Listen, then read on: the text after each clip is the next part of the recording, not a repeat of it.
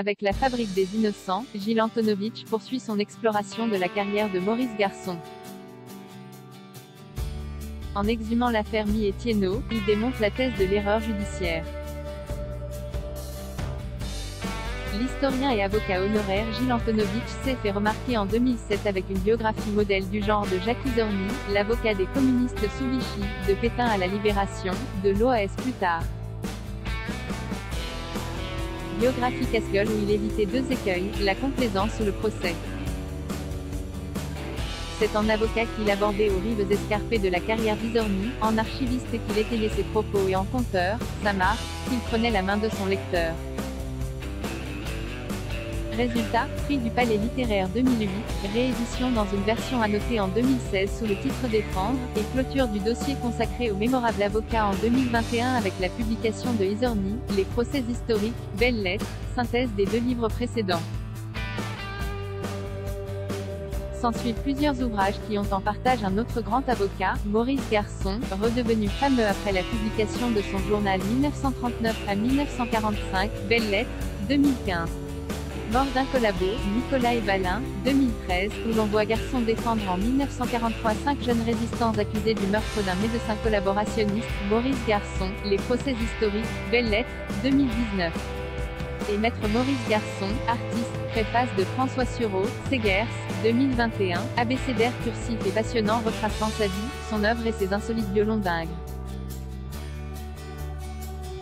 Dernier en date, La Fabrique des Innocents, abracadabrante histoire où Garçon intervenait comme partie civile pour la famille d'un garde-chasse retrouvé en décembre 1946 gisant, criblé de plomb, dans un étang de la Brenne, Inde. Deux jeunes paysans, Raymond Mi, d'origine polonaise, et Gabriel Thiénot, proche du Parti communiste, avouent le meurtre, puis se rétractent. 3 procès en cour d'assises s'ensuivent, le verdict des deux premiers étant cassé pour vice de forme, le greffier avait omis de signer un procès-verbal. Mais tous sont identiques et Mi et Thiénot définitivement condamnés en 1950 à 15 années de réclusion après des débats loyaux et contradictoires. 30 ans plus tard, l'affaire rebondit avec la publication d'un livre où les faits, travestis, sont relatés avec la plus grande fantaisie, L. Boiseau, Ils sont innocents, 1980.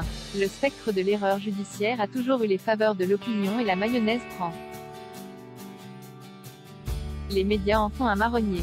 6 requêtes en révision sont déposées, et rejetées, de 1983 à 2015, la Cour de révision des condamnations pénales ne plie pas.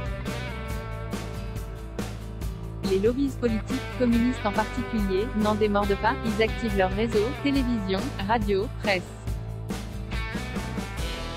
La justice populaire et médiatique entérine, une 7e demande en révision vient d'être déposée. L'enquête d'Antonovitch est équitable, accablante, et imparable. Puisse-t-elle, dans ce monde déraisonnable, contribuer à vaincre une idéologie en passe d'avoir, presque raison du réel. Gilles Antonovitch et Isabelle Marin, La Fabrique des Innocents, Les Belles lettres, 2022. La Fabrique des Innocents, l'affaire Mi et Thiénot.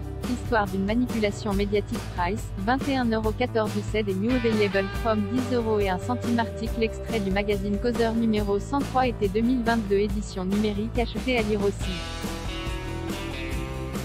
Du même auteur abonné Very Story Macron, Zemmour, toute une histoire Garçon, une plaidoirie et un croquis, s'il vous plaît.